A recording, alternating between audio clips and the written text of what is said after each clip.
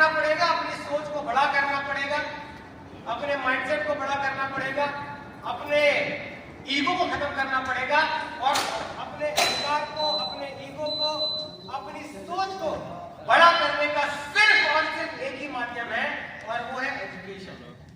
हमें और आपको इस काम को सीखना पड़ेगा। इस इंडस्ट्री में आपका करियर उस दिन शुरू नहीं होता जिस दिन आपकी आईडी लगी होती है। इस इंडस्ट्री में आपका करियर उस दिन शुरू होता है जिस दिन आप इस काम को सीख जाते हैं। आपकी आईडी आज से 1 साल पहले लगी, इस बात से कोई फर्क नहीं पड़ता, लेकिन अगर आज भी प्लान करने के लिए, फॉलोअप करने के लिए, किसी व्यक्ति को बिजनेस समझाने के लिए अगर आपको किसी अपलायन की जरूरत पड़ रही है, यानी कि अभी तक आपका करियर शुरू नहीं हुआ है, अभी भी आप किसी व्यक्ति पर निर्भर हो और वो व्यक्ति आपका बिजनेस चला रहा है। अगर वो अपलाइन काम करेगा तो आपकी ग्रोथ होगी, अपलाइन काम नहीं करेगा तो आपकी ग्रोथ होना बंद हो जाएगी। यानी कि आपका बिजनेस, आपका करियर कब शुरू होगा? जब आप इस काम को सीख जाओगे। और विश्वास करिए, आप एमएलएम सीख सकते हो सर, आप एडब्ल्यूपीएल के बेसिक काम को सीख सकते हो, क्योंकि जिंदगी में आप आज यहां तक पहुंचे हो सीख कर पहुंचे हो। एक व्यक्ति के लिए सबसे मुश्किल होता है सर्वाइवल सीखना। एक व्यक्ति के लिए आज की डेट में सबसे मुश्किल काम है खुद को जिंदा रखना, और वो हमने सीखा है सर। आप याद करिए, जब हम और आप पैदा हुए थे, सबसे पहला काम जो हमने सीखा था वो था सांस लेना। ये सर लोग, क्योंकि जब हम माँ के गर्भ में थे तो हम फ्लूइड के माध्यम से सांस लेते थे, लेकिन जैसे ही गर्भ से बाहर निकले तो हमें हवा से ऑक्सीजन लेनी थी, तो हमने सांस लेना सीखा, इसलिए हमारा आप आज जिंदा है। ऐसा लोग थोड़े बड़े हुए तो हमने चलना सीखा, इसलिए आज यहां तक पहुंचे। थोड़े और बड़े हुए, हमने ABCD का सीखा, इसलिए पढ़ाई कर पाए, इसलिए कॉलेज में पहुंच पाए, और कॉलेज से डिग्री ली, इसलिए हमें नौकरी मिल पाई, और नौकरी मिल पाई इसलिए आज हम अपना परिवार चला पा रहे हैं, खुद को जीवित रख पा रहे हैं। ये सब लोग, यानी कि ये बात तो कंफर्म है कि हम सारे लोगों में सीखने की क्षमता है, और सीख कर ही आप और मैं आज जीवन में यहां तक पहुंचे हैं। लेकिन जो सिखलाई हमने जीवन जीने के लिए, जीवन काटने के लिए सीखी है, अब जीवन जीने के लिए नहीं, जीवन काटने के लिए नहीं, जीवन को शान से और एंजॉयमेंट के साथ जीने के लिए अगर आपको सीखना है तो फिर आपने स्कूल में जो सीखा है, आपने जो कॉलेज में सीखा है, उससे आपका जीवन कट सकता है। लेकिन अगर आपको लग्जरी लाइफ स्टाइल जीना है, अगर आपको जीवन जरूरतों के हिसाब से नहीं, अगर चाहतों के हिसाब से जीना है, तो जैसे आप आज तक सीख के आए हैं, एमएलएम में भी सीखना जारी रखिए, सीखना शुरू कर दीजिए, इस काम को सीख लीजिए। आपकी जिंदगी जरूरतों की जिंदगी से चाहतों की जिंदगी में बदल जाएगी, इस बात की गारंटी मैं समझता हूं।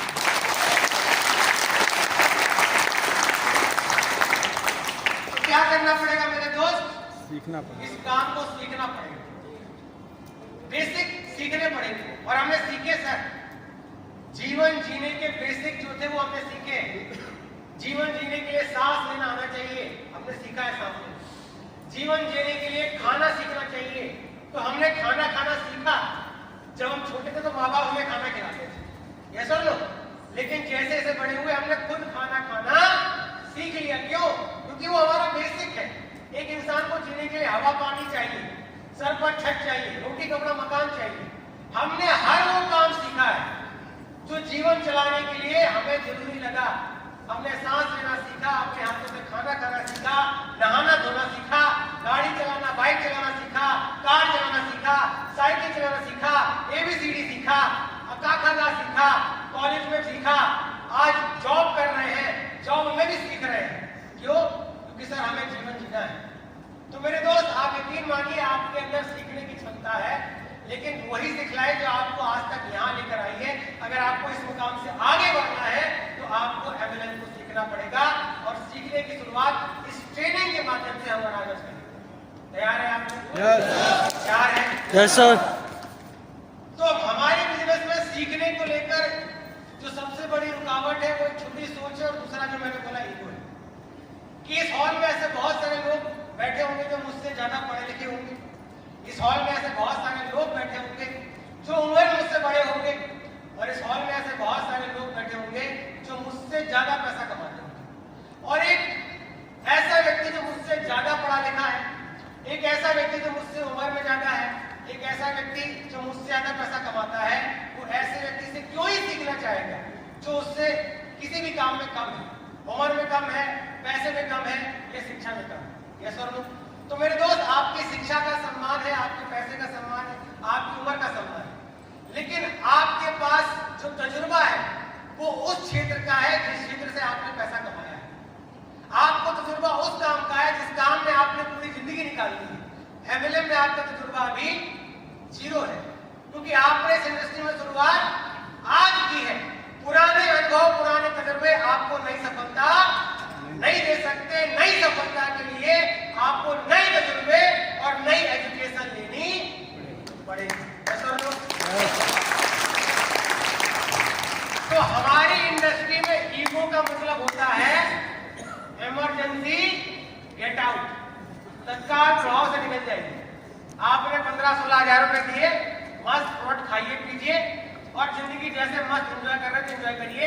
ये प्लेटफॉर्म आपके लिए नहीं बना है, क्योंकि इस प्लेटफॉर्म में आने के बाद सबसे पहला काम जो हमें और आपको करना पड़ता है, हमें और आपको खुद को शून्य करना पड़ता है, 0 करना पड़ता है।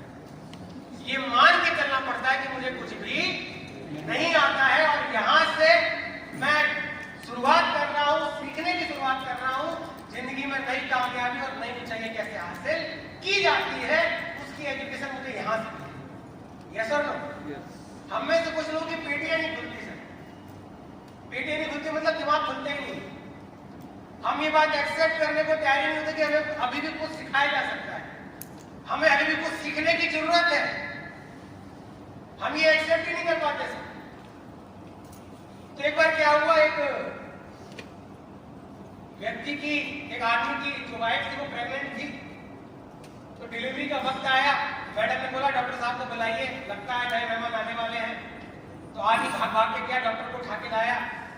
तो पुराने समय में आपने देखा होगा कि डॉक्टर लोग कोई इटैची लेकर चलते थे लोहे की, देखा है ना आप लोगों ने, जिसमें उनका सारा सामान रहता था, वो कान का हेडफोन जिसको स्टेथोस्कोप बोलते हैं, वो सारा सामान रखा रहता था। तो डॉक्टर साहब आए इटैची लेकर और आदमी को बोला कि आप इंतजार कीजिए, मैं अंदर जाता हूँ और डिलीवरी करता हूँ। तो डॉक्टर साहब अंदर गए, उन्होंने दरवाजा बंद किया और आदमी बाहर वेट कर रहा था। वो वेट कर रहा था कि बच्चे की किलकारियां सुनने को मिलेंगी। तो अंदर से खटपट खटपट खटपट की आवाज आ रही है। अब आदमी परेशान हो गया, यार ये तो बच्चे की आवाज आनी चाहिए, तो खटपट खटपट की आवाज आ रही है। तो डॉक्टर साहब खिड़की खोलते, बोलते हथौड़ा है, हथौड़ा। बोला डॉक्टर साहब आप डिलीवरी कर रहे हो क्या, हथौड़ा मार के निकाल रहे क्या पेट से? बोला अरे यार बहस मत करो, हथौड़ा लेकर आओ, बहुत जरूरी है। बेचारा आदमी भाग के जाता है, कहीं से हथौड़ा ढूंढ कर लाता है, खिड़की बंद होती है।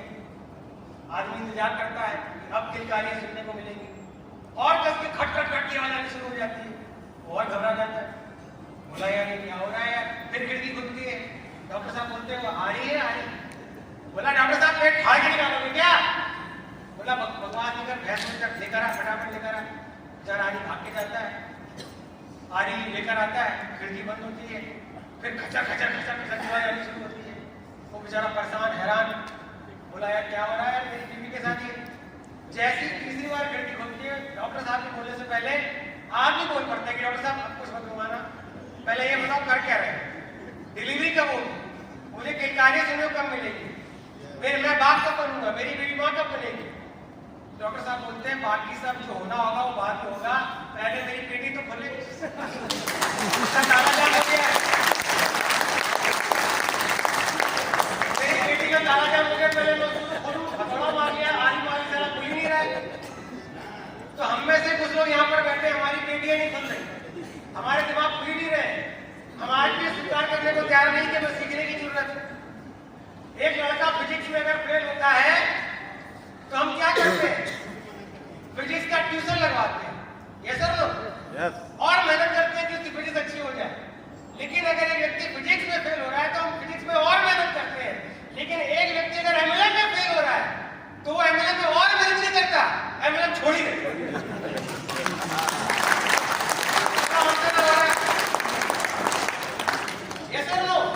दुनिया में हर जगह अगर कोई व्यक्ति फेल होता है तो वो उस काम में और मेहनत करता है कि और मेहनत करूंगा, अपनी फिजिक्स अच्छी करूंगा।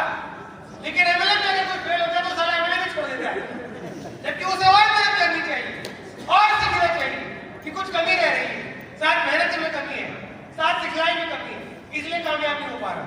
ये तो बाकी लोग तो हो रहे हैं, मेरा ग्रोथ तो नहीं हो रहा है। यस और नो?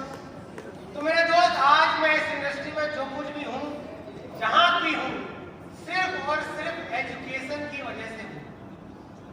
मैंने अपना परिचय नहीं दिया, इतनी बातें कर ली आप लोगों से, तो मैं ट्रेनिंग शुरू करने से पहले थोड़ा लेट हुआ, लेकिन अपना परिचय देना चाहूंगा और परिचय के माध्यम से मैं एजुकेशन का इंपॉर्टेंस आपको समझाने की कोशिश करूंगा। जैसे कि मंच के माध्यम से बता दिया गया कि मेरा नाम आदित्य सिंह है और रहने वाला मैं बिहार बेगूसराय का हूँ। 2012 में मेरे जीवन में एक खुशखबरी आई और एक दुख का क्षण भी आया। 2012 में मुझे बीएचयू बनारस हिंदू यूनिवर्सिटी में पढ़ने का सौभाग्य मिला और मैं अपने आप को बहुत खुशनसीब मानता हूँ कि इंडिया की one of the best, India की one of the greatest university में मुझे पढ़ने का सौभाग्य मिला, जहाँ पर पढ़ना हर व्यक्ति के लिए सपने के समान होता है। वहां पर मैंने पढ़ाई की और 2012 में ही मेरे पिताजी को कैंसर डिटेक्ट हुआ, तो टाटा एंड मुंबई में उनका इलाज होना शुरू हुआ। एक तरफ मैं अपनी पढ़ाई कर रहा था और एक तरफ मेरे पिताजी का इलाज चल रहा था, क्योंकि पिताजी सरकारी अधिकारी थे। तो गवर्नमेंट सरकारी अधिकारी को सहूलियत देती कि कोई भी अगर रोग हुआ तो उसका सारा खर्चा सरकार उठाती है। लेकिन मैं इतना समझदार नहीं था, इतना सिंसियर नहीं था, लेकिन ऐसा बोला जाता है कि आवश्यकता विस्तार की जननी है।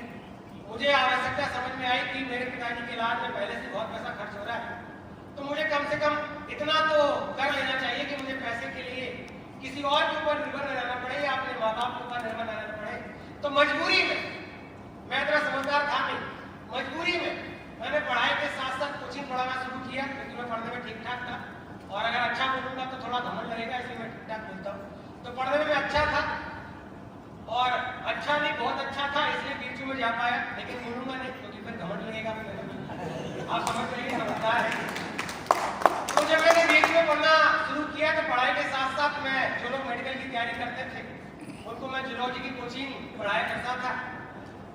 और माँ बाप ने बचपन से एक बात समझा दी थी कि बेटा मैं नौकरी वाला व्यक्ति हूँ, हमारे पास कोई बाप दादों की जमीन नहीं है, हम कोई व्यापारी आदमी नहीं है कि मेरे बाप तू मेरा व्यापार संभालेगा। मैं तो नौकरी करने वाला आदमी हूँ, कुछ साल बाद मैं रिटायर हो जाऊंगा और जीवन में तुझे जो करना है अपने दम पर ही करना है। हम तुम्हें पढ़ा लिखा देंगे, इस काबिल बना देंगे कि तुम कोई कंपटीशन की तैयारी कर सको, लेकिन मेहनत करके कामयाब तुम्हें अपने दम पर होना पड़ेगा। तो माँ बाप ने एक संस्कार दिए थे कि बेटा मेहनत तो करनी पड़ेगी, अपने दम पर कामयाब होना पड़ेगा। और मैं अपने माँ बाप का शुक्रिया जिंदगी भर अदा करूंगा, रेडी रहूंगा कि उन्होंने मुझे इतने अच्छे संस्कार दिए। तो मैं सुबह 9 बजे क्लास करने के लिए कॉलेज जाता था, 9 से 4 बजे तक कॉलेज में पढ़ाई करता था और शाम को 6 बजे से लेकर रात के 10 बजे तक कोचिंग पढ़ाई करता था। तो ऑलरेडी मैं दिन में 13 घंटे मेहनत कर रहा था और बिहारी मेहनत करने के लिए पूरी दुनिया में जाने जाते हैं। हम वो लोग हैं जो तबेले में बैठ के IAS बन जाते हैं। तो मेहनत करने में हमारा कोई तोड़ नहीं है, तो मेहनत करना अपने माँ बाप को बचपन से मेहनत करते हुए देखा था।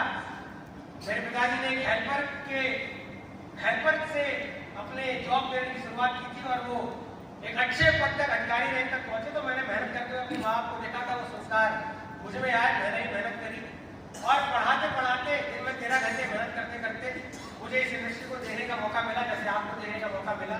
और जैसे आप लपेट चपेट में इस देश में आए, मैं भी लपेट चपेट में आया।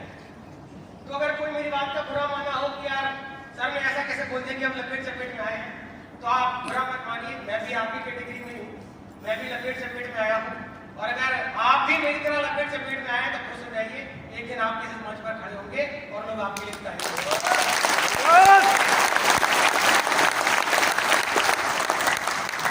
तो मैं अपने आप को सौभाग्यशाली मानता हूँ कि मुझे जिन्होंने प्लान दिया वो जीवन में मेरे आदर्श है, मेरे दोस्त है कहने के लिए।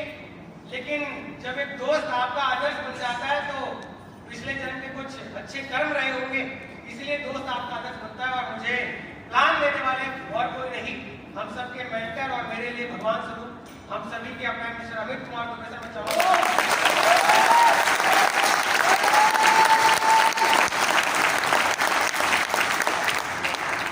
कॉलेज टाइम की फोटोज है जब हम लोगों ने शुरुआत की थी उस वक्त सर ने मुझे प्लान दिया, और मैं सच बता रहा हूँ, मैं बहुत बड़ा बिजनेसमैन आदमी नहीं था।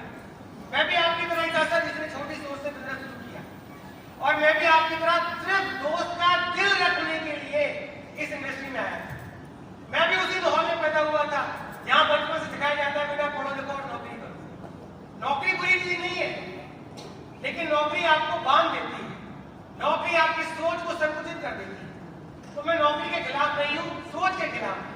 तो जब भी मैं नौकरी बोलूं तो आप सोच पर समझिएगा, नौकरी को मैं गाली नहीं देता, क्योंकि मैं भी नौकरी के दम पर ही यहाँ तक पहुंचा हूँ। मेरे माँ बाप की नौकरी नहीं लगती, अगर मेरी बहनों की नौकरी नहीं लगती तो शायद मैं जीवन में आज यहाँ नहीं होता। तो जब हमने शुरुआत करी तो मैं सिर्फ दोस्त का दिल रखने के लिए बिजनेस में आया, और मैंने सोचा कि चल यार, बिहारी किसी काम में अव्वल हो ना हो, दोस्ती निभाने में अव्वल रहता है, ऐसा।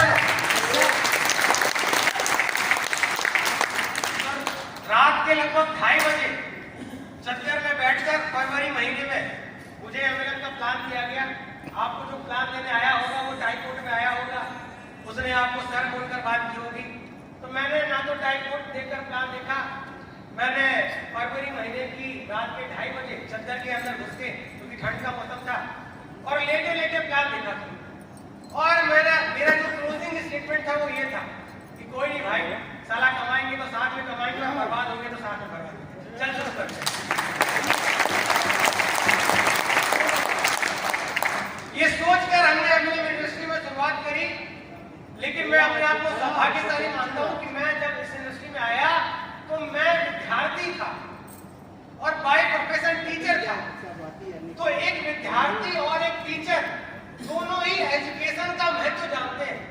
एक विद्यार्थी सीखने के लिए तैयार रहता है और एक टीचर शिक्षा का महत्व जानता है।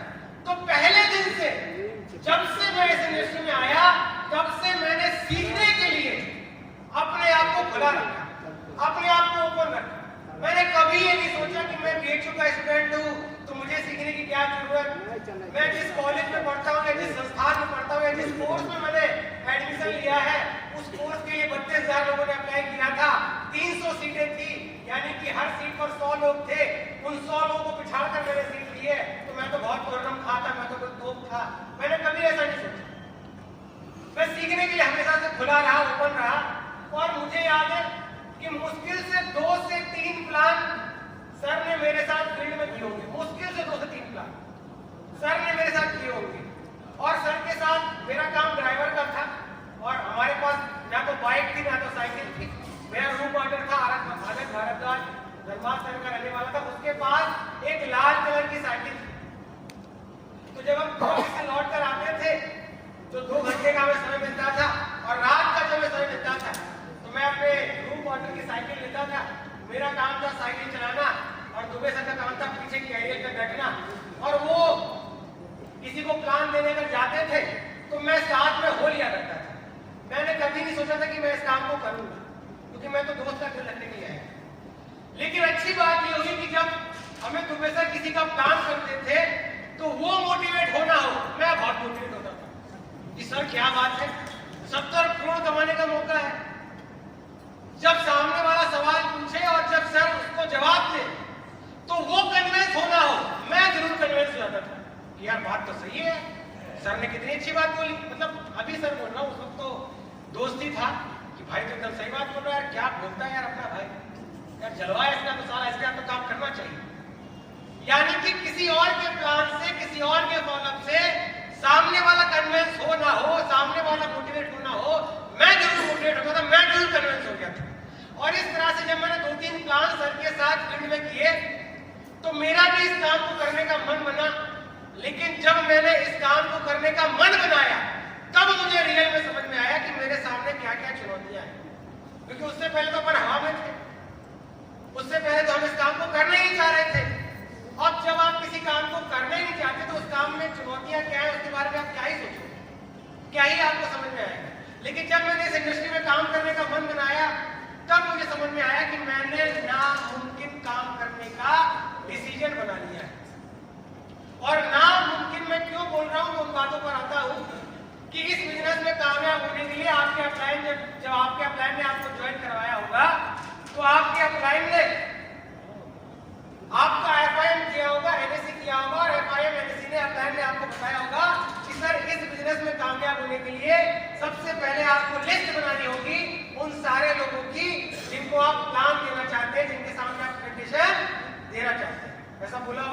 अब मेरे साथ दुर्भाग्य ये था कि जब मैंने बनारस शहर में काम करने की शुरुआत करी तो मेरा बनारस शहर में कोई जानने वाला था ही नहीं। मैं रहने वाला बिहार बेगूसराय का, तो मेरे जितने रिलेटिव थे, जितने सगे संबंधी थे, वो बिहार में रहते थे। बनारस में मेरा कोई जानने वाला नहीं रहता। और मेरी अपब्रिंगिंग, मेरी पढ़ाई लिखाई झांसी शहर में हुई है, तो मेरे जितने भी दोस्त थे, जितने भी मेरे जान पहचान के पड़ोसी थे, वो सब झांसी में रहते थे। और क्योंकि मैं कॉलेज में पढ़ाई कर रहा था, सेंट्रल यूनिवर्सिटी में पढ़ाई कर रहा था, हर सेंट्रल यूनिवर्सिटी में कंडीशन होती है 75% अटेंडेंस की। अगर अटेंडेंस आपकी नहीं हुई तो आपको सेमेस्टर एग्जाम देने का मौका नहीं मिलेगा। तो मेरे पास ये ऑप्शन भी नहीं था कि मैं क्लास बंद करके या कॉलेज बंद करके बिहार आऊँ या झांसी जाऊँ और झांसी या बिहार में जाकर काम करूँ। यानी कि मुझे काम अगर करना था तो बनारस में जाकर करना था। और दुर्भाग्य ये था कि मेरे पास बनारस शहर में कोई जानने वाला व्यक्ति नहीं। तो पहला चैलेंज था लिस्ट का ना होना, और दूसरा चैलेंज था समय का। मैं सुबह 9 बजे जाता था और रात के 10 बजे कोचिंग पढ़ा कर आता था। यानी कि ऑलरेडी मैं दिन में 13 घंटे मेहनत कर रहा था। चलिए, मैं 13 की जगह 15 घंटे मेहनत करने को भी तैयार था। लेकिन दिक्कत क्या है कि हमारा जो बिजनेस है, हमारे बिजनेस का जो नेचर है, वो लोगों से मिलने का है। और रात के 10 बजे के बाद अगर मैं फ्री हो रहा हूँ तो 11 बजे कौन ही मिलेगा मेरे से। अगर 11 बजे मैं सड़क पर जाकर किसी से मिलना भी चाहूंगा तो मुझे या तो उल्लू मिलेगा, क्योंकि इतनी रात को तो वही जागता है, या तो हमारे कुत्ता सड़क पर मिलेंगे। और उल्लुओं को और हमारे कुत्तों को प्लान देकर ज्वाइन करवाया जा नहीं सकता। ऐसा लो कि मैं किसी कुत्ते को बोलूं कि हाँ सर, भौंकते भौंकते अगर पार्ट टाइम में कुछ पैसा कमाने का है तो मैंने पैसा लगेगा।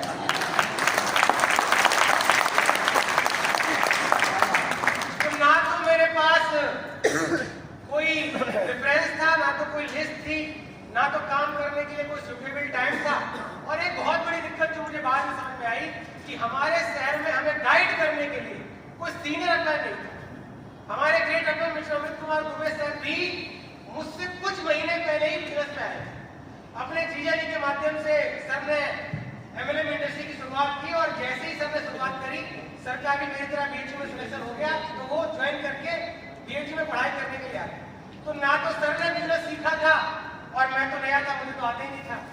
तो हमें कोई सिखाने वाला नहीं था, हमें कोई गाइड करने वाला नहीं था, हमारे प्लान करने वाला फील्ड में जाकर कोई नहीं था, हमारे साथ फील्ड में जाकर कोई फॉलो करने वाला नहीं था। हम सही कर रहे हैं या गलत कर रहे हैं ये बताने वाला कोई नहीं था, हमारी टीम की ट्रेनिंग करने वाला कोई नहीं था, हमारे लोगों की काउंसलिंग करने वाला कोई नहीं था, हमारे सेमिनार की कोचिंग करने के लिए कोई सीनियर प्लेयर हमारे साथ नहीं था। तो जैसे जैसे काम करने की शुरुआत हुई, मुझे ये कभी समझ में आई कि यार हम तो ऐसे काम में है जहां पर कोई गाइड करने वाला नहीं है, कोई सपोर्ट करने वाला नहीं है। अब आप ऐसे कंडीशन में खुद को रख कर देखिए, अगर मैं आपके शहर से आपके सीनियर अप्लायन को निकाल लूं, अगर मैं रांची से रंजीत सर को निकाल लूं, पटना से अनिल सर को निकाल लूं, अगर मैं संतोष सर को निकाल लूं, अगर मैं समस्तीपुर से विक्रम सर को निकाल लूं, अगर मैं हाजीपुर से तनवीर सर को निकाल लूं, तो आपके लिए बिजनेस करना आसान होगा कि और मुश्किल हो जाएगा? मुश्किल हो जाएगा। ऐसे लो, या फिर आपका अप्लायन आकर बोले कि भाई साहब करना है करो, अब मैं तो चला किसी और शहर में काम करने, तो आप काम करने के लिए और मोटिवेट हो गए या डिमोटिवेट हो जाओगे? यस सर लो, यानी कि कहीं ना कहीं आपको लगेगा कि यार लगता है अब काम खत्म, करियर यहीं तक था, अब आज के बाद तो काम नहीं हो पाएगा। लेकिन आप सोचिए मेरे दोस्त, मैं जिस शहर में काम कर रहा था वहां पर ना तो मेरे पास लिस्ट थी, ना तो काम करने के लिए सुटेबल टाइम था, और ना तो सिखाने के लिए गाइड करने के लिए कोई अपलाइन था। यानी कि मेरा इस इंडस्ट्री में सफल होना लगभग नामुमकिन था। यस और नो? लेकिन फिर भी आज मैं एसक्लेपियर बिजनेस में रॉयल डायमंड हूं, ये तय करता है।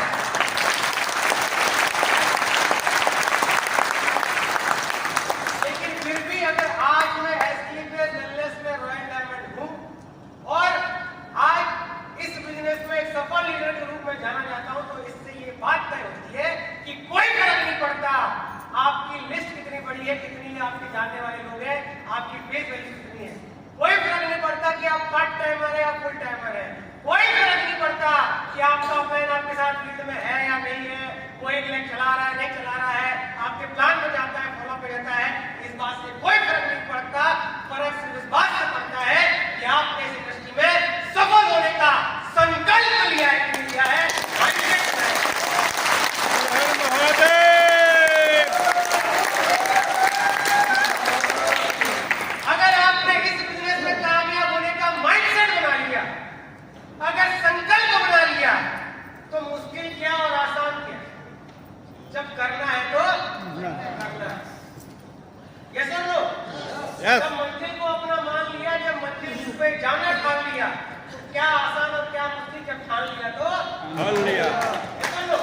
तो जब एक व्यक्ति निर्णय कर लेता है कि उसको इस इंडस्ट्री में सफल होना है, कामयाब होना है, तो वो परिस्थितियों को समस्याओं के रूप में नहीं देखता है, वो परिस्थितियों को चुनौतियों के रूप में देखता है। और समस्या से इंसान हार जाता है और चुनौतियों से इंसान यस। समस्या ये दिक्कत ये नहीं है कि परिस्थितियां आपके विपरीत है, समस्याएं बड़ी है। दिक्कत ये कि आपका कामयाब होने का संकल्प छोटा है। अपने कामयाब होने के संकल्प को बड़ा कर लीजिए, समस्याएं अपने आप आपको छोटी होती दिखाई देंगी। आप सोचिए, अगर आप आज पटना शहर में काम कर रहे हैं, आप रांची में काम कर रहे हैं, आप बिहार शरीफ में काम कर रहे हैं, अगर आपके शहर से आपके सारे जानने वाले लोग शहर छोड़कर किसी और शहर में शिफ्ट हो जाएं, आप काम कर पाओगे क्या? नहीं कर पाओगे ना। मुझे भी ऐसा लगता था कि यार पता नहीं यार मेरा काम कैसे होगा, लेकिन जहाँ चाह है वहां राह है। मैंने एक रास्ता निकाला इस काम में सफल होने का, इस काम को करने का रास्ता निकाला। मैं जब कॉलेज के लिए रोज सुबह 9 बजे निकलता था तो लोग सड़क के बाईं ओर चलते, मैं सड़क के दाईं ओर चला करता था। और उसका फायदा ये होता था कि जो व्यक्ति सामने से आ रहा था वो मुझे फेस टू फेस मिल जाता था, क्योंकि वो अपने हिसाब से बाईं तरफ चल रहा है। और जब कोई व्यक्ति फेस टू फेस मुझे मिलता था, हर मिलने वाले व्यक्ति के सामने मैं हाथ बढ़ाता था और उसे एक ही बात बोलता कि सर आपसे 2 मिनट बात कर सकता हूँ। कोई रुकता था, कोई नहीं रुकता था, कोई सब भरी नजरों से देखता था कि यार क्या बात करना चाहता है। एक तो भगवान ने मुझे बनाया कुछ ऐसा है कि मैं भोजपुरी मूवी का विलन लगता हूँ। बहुत सारे लोग घर के बारे में नहीं देखते, पता नहीं यार ऐसा है एकदम गुंडे मवाली टाइप इसका लुक है। और अभी तो कोट पैंट में, उस वक्त तो हम जीन्स टी शर्ट में घुमा करते थे, तो थोड़ा देखने भी लगता था कि यार। और मैं रहने वाला बेगूसराय का हूँ, तो वहां तो बच्चे भी कट्टा लेके घूमते हैं ऐसा ना, तो कहीं ना कहीं तो एक एटीट्यूड तो आ ही जाता है ना। तो मैं हर व्यक्ति के सामने हाथ बढ़ाता था और उनसे एक ही बात बोलता कि सर 2 मिनट आपसे बात कर सकता हूँ क्या? जो रुकते थे उनके सामने फिर इन्विटेशन करना शुरू करता था कि सर मेरा नाम आदित्य सिंह है और मैं आपकी तरह BSU का स्टूडेंट हूँ और मैं पढ़ाई के साथ साथ एक संस्था में काम कर रहा हूँ जहाँ पर आप भी काम करके एक extra income of source generate कर सकते हैं और समाज और अपने घर की बीमारी को खत्म कर सकते हैं। बताइए सर ऐसी संस्था के बारे में जानना कैसा रहेगा, अच्छा या बहुत अच्छा? तो लोगों के अलग अलग तरह के रिव्यू आते थे। कोई बोलता था अच्छा, कोई बोलता था नहीं मुझे इंटरेस्ट नहीं है, कोई बोलता था कि यार पता नहीं तुम कौन सा काम कर रहे हो। तो अलग अलग तरह के लोगों के रिव्यू आते थे, सामने से फीडबैक आते थे। जो इंटरेस्टेड होता था उसका मैं मोबाइल नंबर ले लिया करता था कि सर ऐसे सड़क पर खड़े होकर तो बात नहीं हो सकती है, काम करिए, आप मेरा नंबर ले लीजिए और जब भी आप फ्री होंगे आप मुझे कॉल करिएगा, मैं आपसे मिलकर उस संस्था के बारे में डिटेल में चर्चा करना चाहूंगा। मैं अपना नंबर उनको देता था, वो जैसे ही नंबर नोट करते थे मैं बोलता था कि सर एक काम करिए, क्योंकि मुझे बहुत सारे कॉल आते हैं, कहीं उन सारे कॉल में आपका कॉल मिस ना हो जाए, तो एक काम करिए सर मेरे नंबर पर मिस कॉल मार दीजिए ताकि आपके पास मेरा नंबर, आपका नंबर मेरे पास आ जाए और गलती से आपका कॉल मुझसे मिस ना हो जाए। जैसे वो मिस कॉल करता था, अब जब तक वो प्लान ना सुन ले या मुझे ब्लॉक ना कर दे तब तक मैं उसको कॉल करता रहता। तो ऐसे हर रोज अपने हॉस्टल से कॉलेज जाते समय और कॉलेज से हॉस्टल आते समय पर डे मैं सड़क पर कम से कम 40 से 45 लोगों को इनवाइट किया करता था पर डे।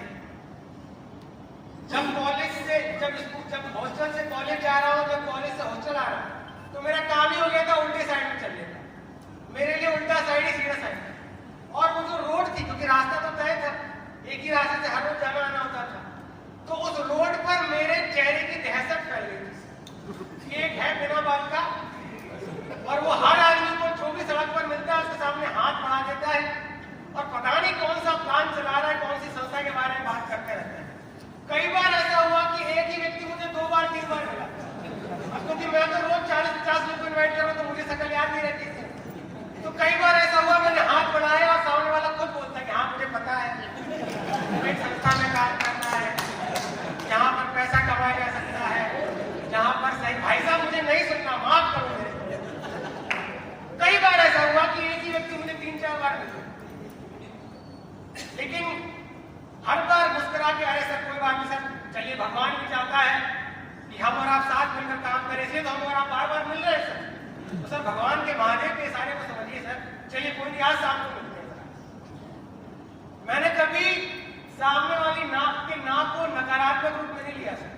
हम में से बहुत सारे लोग होपलेस हो जाते हैं, 4 लोग ना बोले तो हम होपलेस हो जाते हैं। क्यों? क्योंकि हमारे संकल्प छोटा है, हमारा माइंडसेट छोटा है, हम अपने लिए धंधा नहीं कर रहे, हम अप्लाई नहीं धंधा कर रहे, हमें लगता है कि हम एहसान कर रहे हैं काम कर। मैंने कभी अपने लिए काम नहीं किया, मैंने अपने लिए काम किया, और क्योंकि अपने लिए काम कर रहा था इसलिए स्ट्रगल में भी स्ट्रगल लगी नहीं सर।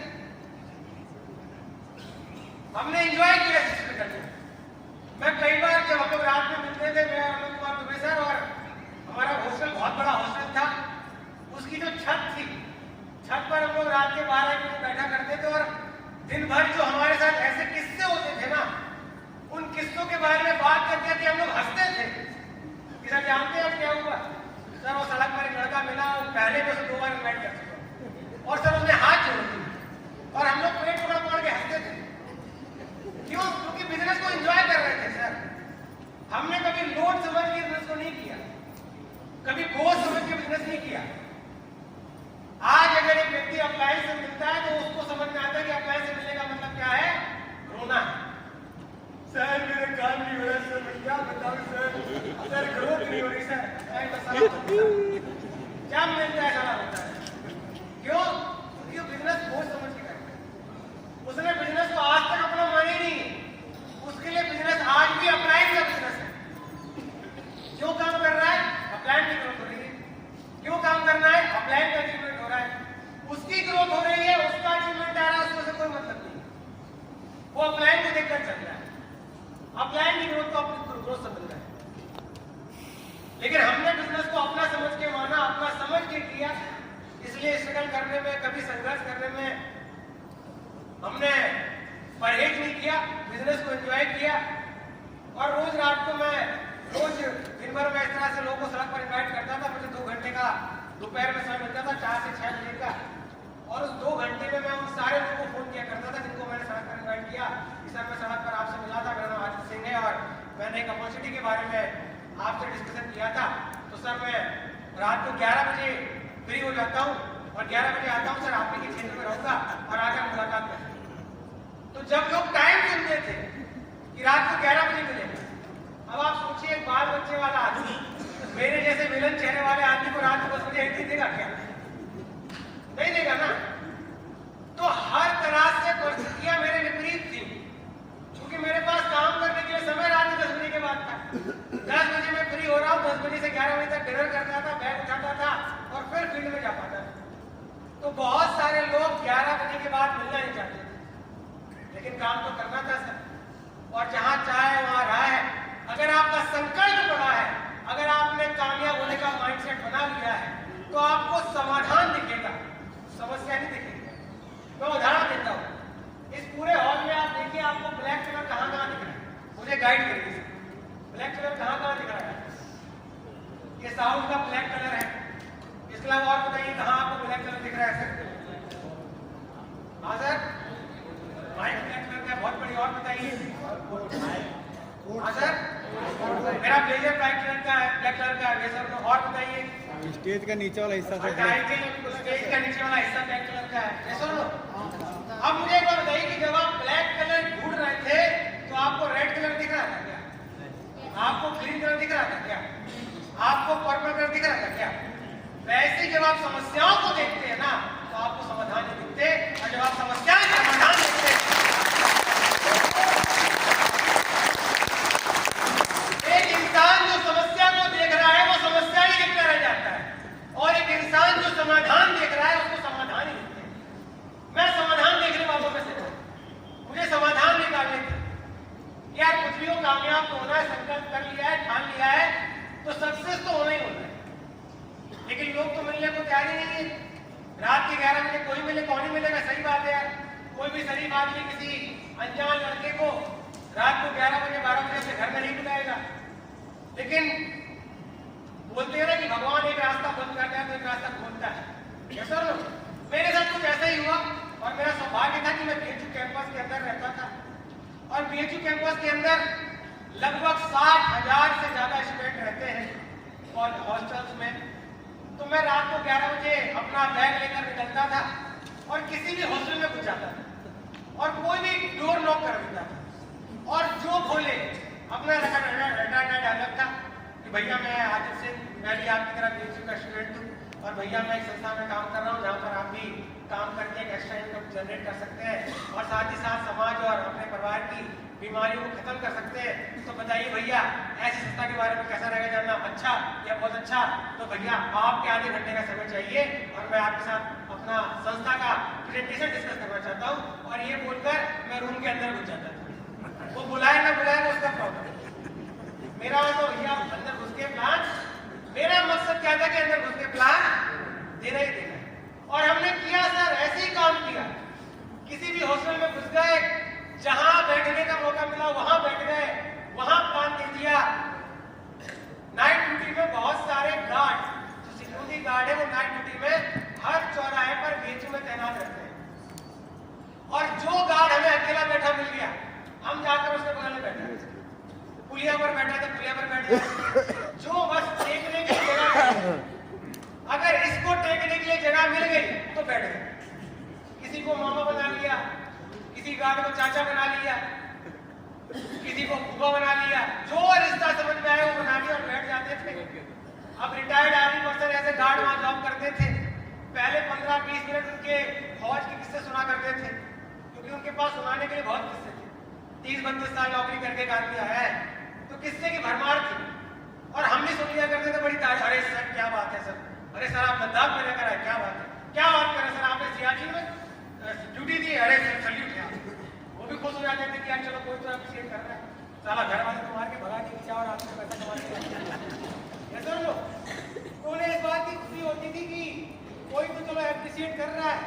तो 10-15 मिनट हम उनकी बातें सुना करते थे, उनका एप्रिसिएशन सुना करते थे। और उसके बाद भाई ये भी नहीं चलता, उसके बाद फिर हम अप्रोच करते थे कि चाचा हम एक संस्था में काम कर रहे हैं पढ़ाई के साथ साथ और आप तो फ्री बैठे हुए हैं, आधे घंटे का टाइम लीजिए, आपसे उस प्लान के बारे में कुछ चर्चा करनी है, आप बड़े हैं, आप मुझे अच्छा गाइड करेंगे करना है कि नहीं करना है।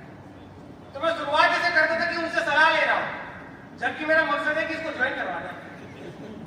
लेकिन अगर ये बोलूंगा कि सर आपको अपने साथ ज्वाइन करवाना तो सुनेगा ही नहीं। तो शुरुआत कैसे करते थे कि चाचा आप बड़े हैं, आपको ज्यादा अनुभव है और आप मुझे गाइड कर पाएंगे इस काम को करना है या नहीं करना है। वो तो एक बार अगर वो सुनने को तैयार हो गया तो ऐसी भूमिका धीरे धीरे बनाऊंगा ना कि 2 घंटे बाद ज्वाइन करने को तैयार हो गया। ऐसा वो तो बात की कारीगरी है, पहले तो उसको सुनने के लिए तैयार करना है। तो मैं इस तरह से रोज रात को 11 बजे से लेकर रात के 2:30 बजे तक 3 बजे तक बीएचयू में सड़कों पर घूम घूम कर प्लान किया करता था।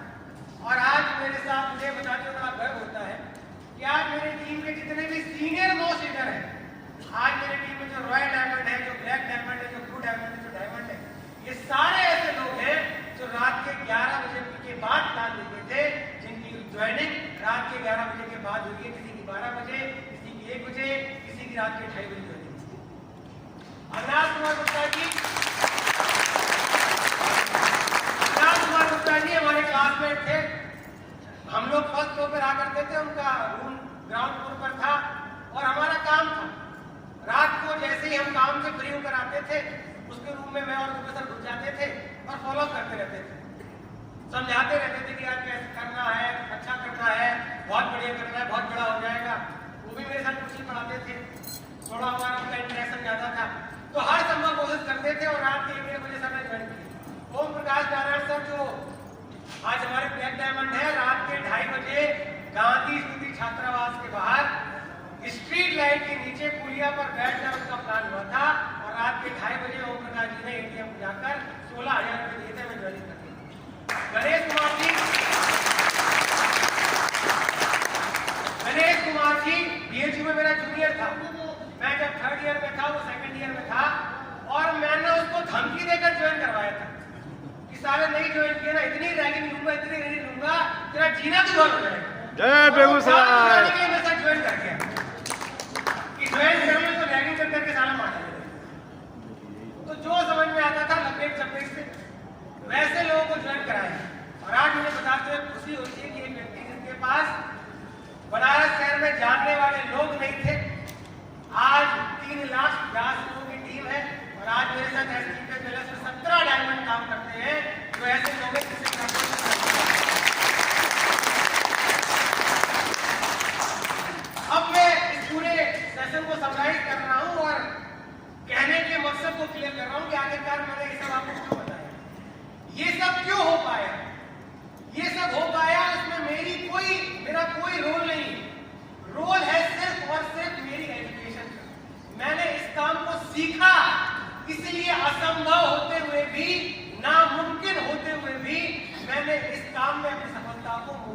किया, क्योंकि मैंने इस काम को सीखा। हमारे साथ जितने भी लीडर्स आए, जब हम उनसे मिले, हमारे पास उस वक्त कोई अचीवमेंट नहीं, कोई हमारे पास चेक स्टेटमेंट नहीं थे, हमारे पास अचीवमेंट दिखाने के लिए कोई हमारे सर पे प्लान नहीं थे, कोई ऑडी वाला नहीं था, कोई BMW वाला नहीं था, किसी के लाखों रुपए के चेक नहीं बनते थे उस वक्त। यानी कि हमारे पास दिखाने के लिए कुछ नहीं था। जैसे आज आप फील्ड में जाते हो तो आप किसी को प्रोडक्ट का रिजल्ट दिखाते हो। जब हम ज्वाइन किए थे, कंपनी नई नई थी, ज्यादा रिजल्ट थे ही नहीं मार्केट में, हमारे पास दिखाने के रिजल्ट नहीं था। जब हम मार्केट में जाते थे, आपके पास अपलाइन के स्टेटमेंट है दिखाने के लिए, लाखों रुपए के चेक है, कोई ब्लैक डायमंड बना उसका चेक है दिखाने के लिए, कोई रॉयल डायमंड बना उसका चेक है दिखाने के लिए। हम जब शुरुआत की थे, कोई रॉयल डायमंड था ही कंपनी में। कंपनी के top achiever mister Mahipal Singh sir sapphire में देखे जाएंगे जब हम लोगों ने ज्वाइन किया, तो किसी की लाखों करोड़ों की इनकम थी नहीं। हम 70 करोड़ का प्लान दिखाते थे और किसी ने 1 करोड़ भी नहीं कमाया था। यानी कि हमारे पास मार्केट में दिखाने के लिए ना तो अचीवमेंट थे, ना तो रिजल्ट थे। सिर्फ एक चीज लोगों को दिखाकर ज्वाइन कराते थे, अपना एक्साइटमेंट, अपना टैलेंट और अपनी एजुकेशन। और हर व्यक्ति से सिर्फ एक ही कमिटमेंट लेते थे, हर व्यक्ति से सिर्फ एक ही कमिटमेंट लेते थे कि सर 100 लोगों से मिलवा सकते हो। अगर सामने वाला बोल दे यस सर, गारंटी दे रहा हूं, साथ लीजिए, आने वाले 3 साल में आपको डायमंड बनाऊंगा, इस बात का वादा कर रहा हूं। और लोग प्रोडक्ट देखकर ज्वाइन नहीं हुए, लोग अचीवमेंट देखकर ज्वाइन हुए, लोग हमारा कमिटमेंट देखकर ज्वाइन हुए, हमारी एजुकेशन देखकर ज्वाइन हुए। और हमने किया सर, बनारस शहर में हमने ओम प्रकाश जी के साथ शुरुआत करी और एक ही बात बोली कि सर 100 लोगों से मिलवा दीजिए। आज बनारस शहर में 3 डायमंड है, ऑडी भी है, जगुआर भी है और मर्सिडीज भी, उसी बनारस शहर में, जहां एक व्यक्ति शुरुआत की थी सिर्फ इस कमिटमेंट के साथ कि सर 100 लोगों से मिलवा। आज उस शहर में ब्लैक डायमंड रहता है। गाजीपुर में जब हम लोगों ने अंकुर कुमार गुप्ता जी के साथ शुरुआत करी तो बच्चा था, उम्र बहुत कम थी, 18-19 साल की उम्र थी, और उसके मन में एक ही बात रहती थी कि सर मैं तो बच्चा दिखता हूँ, अभी वो बच्चा दिखता है, उस वक्त और बच्चा दिखता था कि सर मैं तो बच्चा दिखता हूँ, बच्चे की बात लोग सुनेंगे नहीं सर। मैंने एक ही बात बोली कि सर आपको सुनाना नहीं है, 100 लोगों से गाजीपुर में मिलवा सकते हो क्या? बोला मिलवा देंगे सर। आज अंकुर कुमार गुप्ता जी खुद एसक्यूपीएस में ब्लैक डायमंड है, ऑडी से ढूंढते हैं। सिर्फ उनकी ऑडी नहीं आई, आज उनके अलावा गाजीपुर में 2 और ऑडी है और अंकुर कुमार गुप्ता जी खुद ब्लैक डायमंड है। और उस गाजीपुर में जहां अंकुर कुमार गुप्ता जी के साथ अकेले शुरुआत की थी, सिर्फ 100 लोगों से मिलवाने का कमिटमेंट किया था, आज उस गाजीपुर शहर में 3 डायमंड है और 1 ब्लू डायमंड।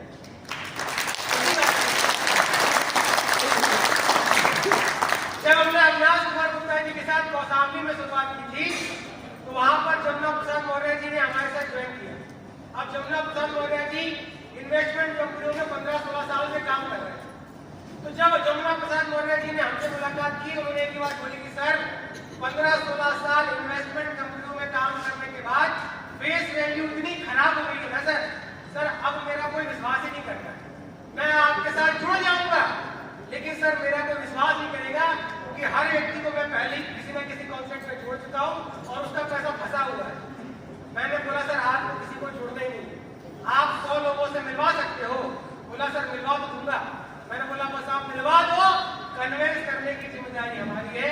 आज जमुना प्रसाद मौर्य जी एसक्यूपीएस वेलनेस में ब्लू डायमंड है और बहुत जल्दी मर्सिडीज अचीवर करेंगे। और ऐसे बहुत सारे शहर हैं सर, जिनका मैं आपको नाम गिनाना शुरू करूंगा तो पूरा सेशन नाम गिनाते गिनाते खत्म हो जाएगा। ऐसे बहुत सारी सिटीज हैं जहां पर सिर्फ एक व्यक्ति के साथ हमने शुरुआत की थी। बहुत सारे लोग इस हॉल में भी बैठे हैं। वीरेंद्र सर ने जब हमारे साथ शुरुआत की थी, फौज का एक सिपाही एमएलएम का एम नहीं आता था, और छपरा शहर में सर के साथ हमने शुरुआत की थी। सर की बाइक पर बैठ के हम लोग घर घर जाकर प्लान करते थे और सर से सिर्फ एक ही बात बोलता था कि सर आप खाली लोगों से मिलवाओ, खाली बंदे बैठा दो, ज्वाइन कराना हमारी जिम्मेदारी है। आज वीरेंद्र जी एसक्यूपीएस वेलनेस में आने वाले 2 महीने में डायमंड बनने वाले हैं। आपके सामने रंजीत सर के साथ हमने रांची शहर में शुरुआत की थी। रांची शहर में रंजीत सर का एक जानने वाला व्यक्ति नहीं था। और हमने ये कमिटमेंट किया था कि सर आप खाली साथ दो और लोगों से मिलवाओ। और मैं जाता था, उस वक्त मेरा रैंक डायमंड रैंक था और रांची में एक इमरान होटल है, वहां पर हम लोग मीटिंग किया करते थे। मेरा उस वक्त वो रैंक आ गया था कि मैं अच्छा मेंटेन कर पाऊँ, तो मैं होटल बुक करता था और लोग आते थे। कुछ लोग फोन के माध्यम से, सर उस वक्त ऑन ड्यूटी थे, फोन के माध्यम से कुछ लोगों की मीटिंग तय होती थी। और ऐसे हम लोगों ने रांची शहर में काम करने की शुरुआत करी। आज आने वाले 1 से 2 महीने के अंदर रणजीत सर भी डायमंड बनने वाले हैं। आप सोचिए, सिर्फ एक व्यक्ति की ये ताकत है कि उस एक व्यक्ति ने सर सिर्फ लोगों से मिलवाया। और ये मैंने नहीं किया, मैं दोबारा बोल रहा हूं, ये एजुकेशन का रोल है, मेरा रोल नहीं। एजुकेशन की ये ताकत है कि एक व्यक्ति के साथ शुरू हुआ सफर आज इतना बड़ा हो चुका है कि लोग जिन्होंने जीरो से शुरुआत की थी आज डायमंड बनने वाले हैं। तनवीर जी ने हाजीपुर में शुरुआत की थी सर, और क्योंकि पिछली कंपनी में आए थे, 2-4 लोगों को लेकर आए थे। आज तनवीर जी ने हाजीपुर में अकेले शुरुआत की थी, आने वाले समय में डायमंड बनने वाले हैं। मैं आपको कितने चेहरों के नाम दिखाऊं सर। जाजपुर में हमने sir mister Vijay Shankar Tiwari sir के साथ काम करना शुरू किया था। सर को एमएलएम का कोई अनुभव नहीं था, ऑलरेडी बहुत सफल इंसान थे, लेकिन एम्बिशियस थे, महत्वाकांक्षी है, विजनरी इंसान है, जिंदगी में पहले सफल थे लेकिन और सफल होना चाहते थे। एमएलएम में काम करना शुरू किया, आज तक फील्ड में नहीं आए वो।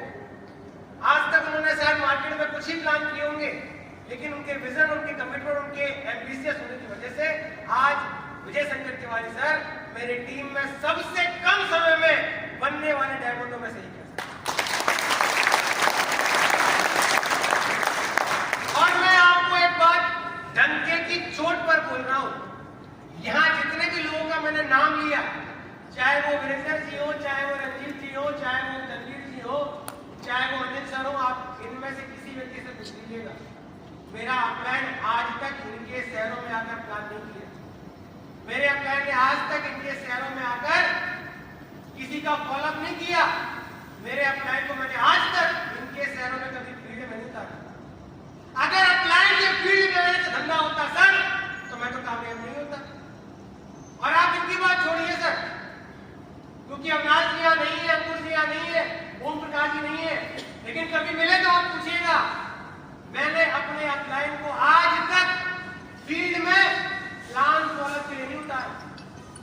मैंने अपलाइन को सिर्फ एक ही काम के लिए उतारा है कि सर मैं 50 लोगों को बैठा रहा हूं, सर मैं 100 लोगों को बैठा रहा हूं, बस आके 2 घंटे का अपना आशीर्वाद दे दीजिए, अपना अचीवमेंट बता दीजिए, क्योंकि मेरे पास अचीवमेंट नहीं है।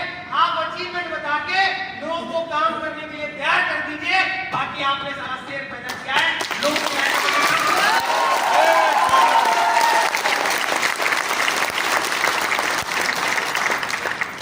और याद रखिएगा, एक पंख के पंछी हमेशा साथ होते हैं, शेर के साथ ही शेर फेल होता है और शेर को ही शेर मिलते हैं। तो मैंने अपने दम पर खड़ा किया, तो आज मेरे साथ ऐसे लीडर हैं जो अपने अपने शहरों में अपने दम पर बिजनेस करते हैं। बहुत सारे लोग अपलाइन पर डिपेंड होकर अपलाइन के भरोसे ना करते हैं। आज उनका रैंक हो गया है, इमरल्ड बन गए हैं, प्लेटिनम बन गए हैं, गोल्ड बन गए हैं। आज भी फील्ड में प्लान फॉलो करने के लिए, सेल निकालने के लिए उनको अपलाइन चाहिए। खुद लीडर नहीं बने, लेकिन टीम में लीडर ढूंढ रहे हैं। भाई साहब आप खुद लीडर बन जाओ, लीडर अपने आप आ जाएगा, क्योंकि शेर के साथ ही शेर आता है और लीडर के साथ ही लीडर ज्वाइन होते हैं।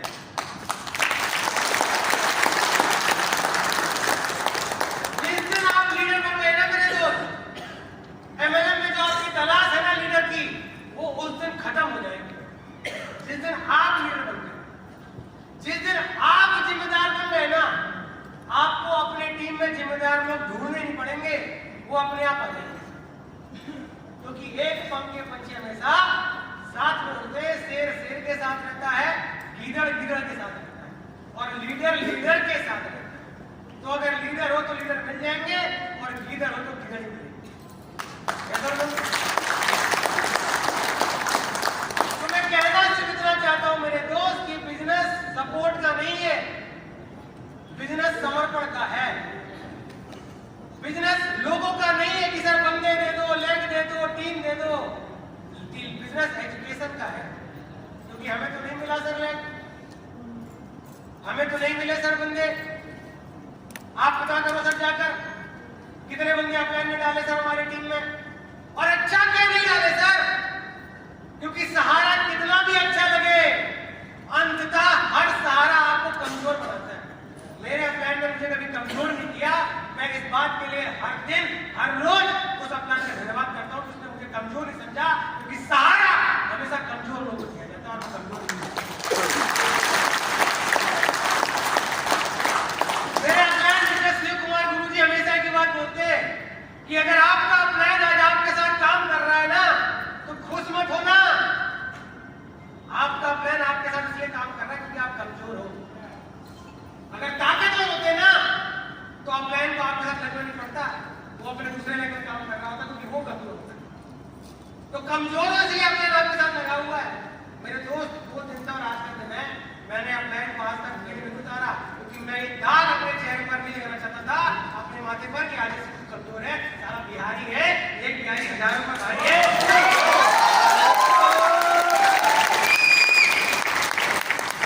कमजोर नहीं होंगे सर, कमजोर नहीं होंगे। क्या करना है सर एमएलएम में, करना क्या है, लोगों से मिलकर कहानी को देना है। एक ही प्लान है जो हर व्यक्ति के सामने देना है। मार्केट में 7-8 सवाल है गिने चुने, उन्हीं सवालों का जवाब देना है। क्या जरूरत है अप्लाई की सर, जो सवाल के जवाब अप्लाई देगा तुम वो सवाल क्या तुम सीख लो, हम सीख लेंगे तो हम खुद जवाब दे देंगे, अप्लाई की जरूरत ही नहीं है। जो प्लान अप्लाई जाकर दे रहा है वही प्लान आप सीख लो, अप्लाई की जरूरत ही नहीं पड़ेगी मार्केट। यस और नो? अगर आप अपने अप्लाई को फ्री कर दोगे तो आपकी टीम आपको फ्री कर देगी, और अगर आप अप्लाई को कंधे पर लेकर नाचोगे तो टीम भी आपको कंधे पर लेकर नाचेगी। यस और नो? धंधा माइंडसेट का मेरे दोस्त, सपोर्ट का नहीं, लेग का नहीं है, बंदे देने का नहीं है, क्योंकि अगर सपोर्ट से धंधा होता तो हम तो कामयाब नहीं हो पाते, अगर लेग का धंधा होता तो हम तो कामयाब नहीं हो पाते। बिजनेस एजुकेशन का है, हमने अप्लाई से सिर्फ एजुकेशन मांगी कि सर जब भी गलत हो सिर्फ बता देना कि क्या गलती कर रहे हैं, बाकी लोगों की चिंता मत करो सर, भीड़ ना लगा। और किया सर, और हुआ कि नहीं हुआ सर बताइए, लोग आए कि नहीं आए सर, अचीवमेंट हुआ कि नहीं हुआ? और आप मुझे बताओ किसी से कम है क्या? आज पूरी कंपनी में जिस भी रैंक पर हूं उस रैंक पर सबसे पहले टारगेट अचीव करता हूं, यानी कि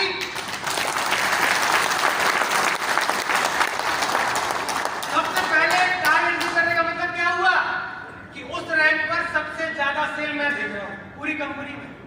अगर मैं रॉयल डायमंड लेवल पर सबसे पहले टारगेट अचीव कर रहा हूं तो पूरी कंपनी में जितने रॉयल डायमंड है सबसे ज्यादा सेल मैं भेजता हूं, इसलिए सबसे पहले टारगेट मेरा पूरा होगा। अगर अपलाइन के सपोर्ट से सेल आती, अगर अपलाइन के सपोर्ट से बिजनेस होता तो हम तो नहीं पढ़ पाते सर, हमारे तो अचीवमेंट नहीं आ रहे होते, रैंक आ जाता लेकिन नंबर 1 तो नहीं बन पाते कभी भी सर। नंबर 1 तो मेरे दोस्त समर्पण से बनोगे, सपोर्ट से नंबर 1 नहीं बनता। कमजोर आदमी को सपोर्ट मिलता है और कमजोर आदमी कभी नंबर 1 हो सकता है क्या? यस और नो? बोलते ना गिरते से सवारी मैदान जेल में बोलते क्या गिरते घुटनों के बल चले। तो जो कमजोर आदमी वो क्या रेस जीतेगा? जो किसी और के भरोसे एमएलएम में काम कर रहा है वो क्या ही कामयाब होगा? यस और नो? तो मेरे दोस्त काम तो सीखना पड़ेगा, जब तक आप काम नहीं सीखोगे इस इंडस्ट्री में आपका करियर नहीं बन सकता। यस और नो? तैयार है सीखने के लिए? तैयार है सीखने के लिए? तो मेरे दोस्त काम सीखने से पहले सबसे पहला काम जो हमें करने की जरूरत है सर, वो है अपने माइंडसेट को प्रिपेयर करना। जैसे कि मैंने कई बार बोला कि बिजनेस सपोर्ट का नहीं है, बिजनेस सोच का है, बिजनेस माइंडसेट का है। और नेटवर्क मार्केटिंग इंडस्ट्री का एक दुर्भाग्य है कि इस बिजनेस में जो लोग आते हैं ना, इस बिजनेस में आने वाले 90% लोग ऐसे होते हैं जिन्होंने जिंदगी में आज तक कोई बहुत बड़ी सक्सेस नहीं ली। और मैं अगर ऐसा बोलूं कि इस बिजनेस में ज्यादातर वो लोग आते हैं, 99% वो लोग आते हैं जो जीवन में आज तक सफलता हासिल नहीं कर पाए, तो ऐसा कहना गलत नहीं। यानी कि इस इंडस्ट्री में ज्यादातर वो लोग आते हैं जो दूसरे क्षेत्र में कुछ बड़ा नहीं कर पाए। 1-8% ही ऐसा व्यक्ति आता है जो पहले से सफल हो, जिसके पास पहले से ही मान सम्मान हो, जिसके पास पहले से ही पैसा हो, जिसके पास पहले से ही पहचान हो, जिसके पास पहले से ही समय हो। 1-8% ही ऐसे लोग आते हैं। बाकी 99% लोग ऐसे आते हैं जो एक मिडिल क्लास या लोअर मिडिल क्लास बैकग्राउंड से बिलोंग करते हैं और जीवन में कुछ बड़ा नहीं कर पाए और MLM में कुछ बड़ा करने के लिए आते हैं। यस और नो? यानी कि हमारे बिजनेस में ज्यादातर लोग मिडिल क्लास या लोअर मिडिल क्लास के लोग आते हैं। सही है या नहीं है? यस और नो? यानी कि अगर मैं बोलूं तो 2 मानसिकता के लोग हमारे बिजनेस में आते हैं। एक है मिडिल क्लास मेंटेलिटी का आदमी और एक है रिच क्लास मेंटेलिटी का आदमी। मिडिल और रिच मैं सोच से बोल रहा हूँ, पैसे से नहीं बोल रहा हूँ, क्योंकि आदमी अमीर गरीब पैसे से नहीं सोच से होता है। तो यहाँ पर हमारी इंडस्ट्री में भी 2 तरह की सोच के लोग काम करते हैं। पहली सोच होती है मिडिल क्लास मेंटेलिटी और दूसरी होती है rich class mentality. Middle class mentality को अगर आप समझेंगे तो 2 तरह से यहाँ पर मिडिल क्लास मेंटेलिटी को समझाया गया है। पहली मेंटेलिटी है एडजस्टमेंट मेंटेलिटी और दूसरी मेंटेलिटी है सेटिस्फाइड मेंटेलिटी। यानी कि 2 तरह के माइंडसेट के लोग हमारे पास आते हैं। एक व्यक्ति जो एडजस्टमेंट माइंडसेट के साथ काम कर रहा है, एडजस्टमेंट माइंडसेट का है, और दूसरा व्यक्ति जो सेटिस्फाइड माइंडसेट का है और MLM इंडस्ट्री में सफल होने के लिए है। और एक व्यक्ति जो एडजस्टमेंट माइंडसेट का है, जो सेटिस्फाइड माइंडसेट का है, वो मिडिल क्लास सोच से रिच क्लास के MLM बिजनेस में कामयाब नहीं हो सकता। ये बिजनेस किस क्लास का है? रिच क्लास का बिजनेस। रिच को अमीर कौन होता है? अमीर वो व्यक्ति होता है, अगर मैं आपसे पूछूं तो एक व्यक्ति जो महीने का 5-6 लाख रुपए कमा रहा हो, आपके लिए अमीर है या नहीं? सफल है या नहीं? सफल है। ऐसा लोग एक व्यक्ति जिसका मान सम्मान है, जो जिस शहर में जाता है वहां पर उसका फूल माला से स्वागत होता है, आपकी नजर में वो सफल है या नहीं? सफल है। ऐसा लोग आपके हिसाब से व्यक्ति जो 5-6 लाख रुपए कमा रहा है, जो जिस शहर में जाता है उस शहर में उसका मान सम्मान होता है। एक व्यक्ति जिसकी तरह लोग बनना चाहते हैं, जो लोगों का आइडियल है, वो आपकी नजर में सफल है या नहीं? यस और नो? सफल है। यानी कि MLM में आकर आप पैसा कमाते हो, आप सम्मान कमाते हो, आप इस तरह के व्यक्तित्व बन जाते हो जहां पर लोग आपको अपना मेंटर, आपको अपना आइडियल मानते हैं। यानी कि MLM में आकर आप सफल होते हो। यस और नो? तो सफलता का जो माइंडसेट होता है वो विजनरी माइंडसेट होता है। लेकिन इस विजनरी माइंडसेट के बिजनेस में, सफल होने के बिजनेस में जो लोग आते हैं वो किस माइंडसेट के लोग आते हैं?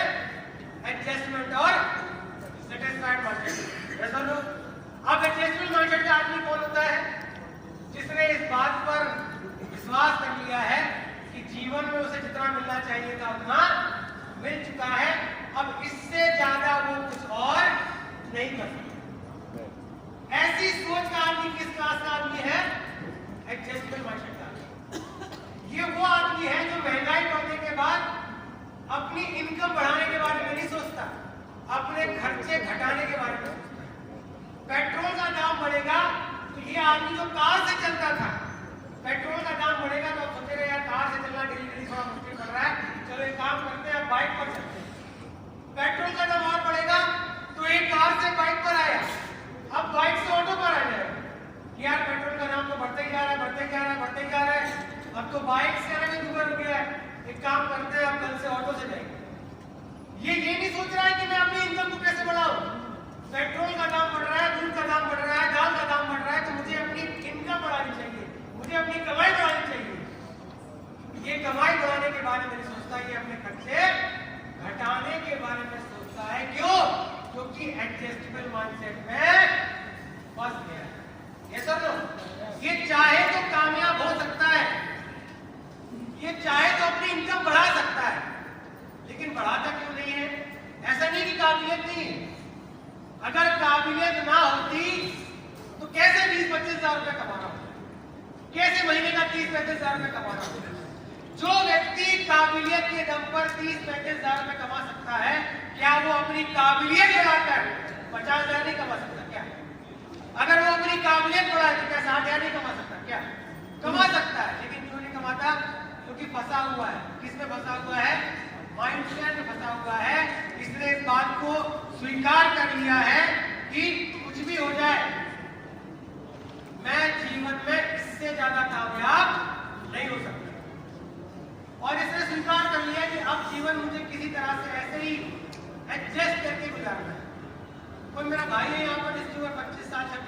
शादीशुदा ना हो, अनमैरिड हो, कोई भी ऐसा भाई 25-26 साल का अनमैरिड हो सर, आइए सर, चंदन जी आइए, एक जोरदार ताली चंदन जी की।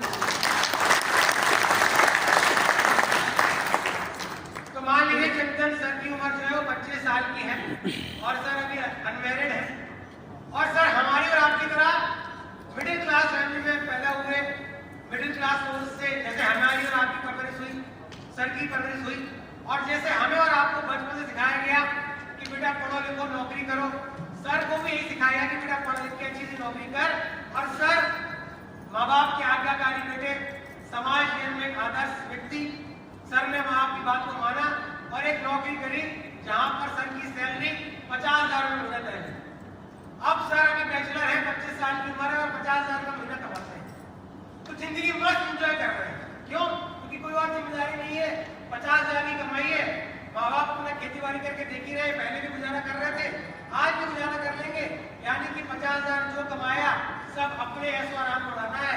तो चंदन जी मस्त जिंदगी जी है, हफ्ते में 2-3 बार दोस्तों के साथ बैठते हैं और मस्त माहौल बनाते हैं, एंजॉयमेंट करते हैं, खाते पीते हैं, रेस्टोरेंट में जाते हैं, बढ़िया बढ़िया खाना खाते हैं, पिक्चर रिलीज होती है शुक्रवार को कंफर्म पिक्चर देखने जाते हैं, दोस्तों के साथ परिवार के साथ पिकनिक मनाने जाते हैं, यानी कि जिंदगी शॉर्टेड एंजॉयमेंट के साथ चल रही है। लेकिन एक व्यक्ति, एक लड़का जिसकी उम्र 25-26 साल होती है और जब वो कमाना शुरू कर देता है, तो एक लड़का जो 25 साल की उम्र का है और कमाना शुरू कर दिया है, लोग बातें करना शुरू कर देते हैं। क्या बातें करना शुरू करते हैं? ये अब इसके हाथ पीले करा देते हैं। ये सर लो, लड़का कमाने लगा है, अब इसके हाथ पीले कर देने चाहिए। तो चंदन जी के पिताजी आए और उन्होंने पूछा कि बेटा अब तो तुम कमाने लगे हो, शादी वादी के बारे में कुछ सोचा है? चंदन जी ने बोला मैं तो शुरुआत से ही रेडी था, आप भी नहीं पूछ रहे थे, आदमी कमाता किस लिए है? इसीलिए तो कमाता है कि परिवार बनाएगा। तो चंदन जी को ऑफर मिला कि बाइक के साथ लड़की फ्री। तो चंदन जी ने लड़की देखी नहीं, बोला बाइक आती है, लड़की तो सब कोई भी हो, सब एक जैसी। सर लो, तो चंदन जी को दहेज में एक बढ़िया सी बाइक मिली, बजाज पल्सर, साथ में बीवी आई। लेकिन जब बीवी आई तो चंदन जी जो 50,000 रुपये महीना कमाते थे, पहले खाने वाला एक था, एक व्यक्ति के लिए कपड़े आते थे, एक व्यक्ति का खर्चा चलाना होता था, लेकिन अब कितने लोगों का खर्चा चलाना है? 2 लोग। पहले 4 रोटी बनती थी, अब कितनी रोटी बनेगी? 8 बनेगी। पहले एक व्यक्ति के लिए कपड़े आते थे, अब कितने लोगों के लिए आते थे?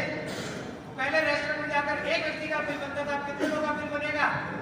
पहले बीमार एक आदमी होता था, अब कितने लोग बीमार पड़ेंगे? यानी कि खर्चा कितना हो गया? डबल हो गया। लेकिन कमाई सिंगल, कमाई आज भी 50,000 है। यानी कि वो चंदन जी जो पहले 50,000 रुपए में मस्त एंजॉय करते थे, अब क्योंकि परिवार बढ़ गया, जिस चंदन जी की औसत कमाई 50,000 रुपए थी, अब कितनी हो गई? 25,000 रुपए महीना हो गई, क्योंकि कमाई में एक और हिस्सेदारी बढ़ चुकी है। यस और नो?